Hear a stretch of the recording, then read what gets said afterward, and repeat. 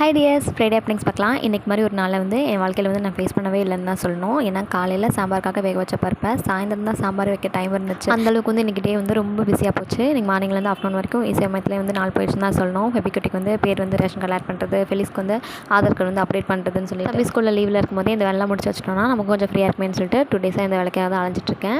Evening 4 o'clock போல் தான் வீட்டுக்கு rest எடுத்துகிட்டு அதுக்கப்புறம் தான் குக் பண்ணி ஸ்டார்ட் பண்ணேன். சாம்பார் வச்சுட்டு கையோட தம்பி 2 பேத்துக்கும் காலிஃப்ளவர் பக்கோடா தான் போட்டு கொடுத்துருந்தேன். எப்பயுமே மார்னிங் கூட்டி குழம்பு போடுறதும் சரி, ஈவினிங்கில் அதை பண்ண மாட்டேன். எனக்கு ஒரு பெரிய காரம் ஆகிடுச்சு. அதனால வாசலும் கொட்டி விட்டு தண்ணியும் தெளிச்சு விட்டாச்சு. இன்றைக்கி ஈவினிங் ஒரு 5 மணி போல் கிளைமேட்டே சூப்பராக மாறிடுச்சு. நல்ல ஒரு காற்று, ஒரு லேசான மழை.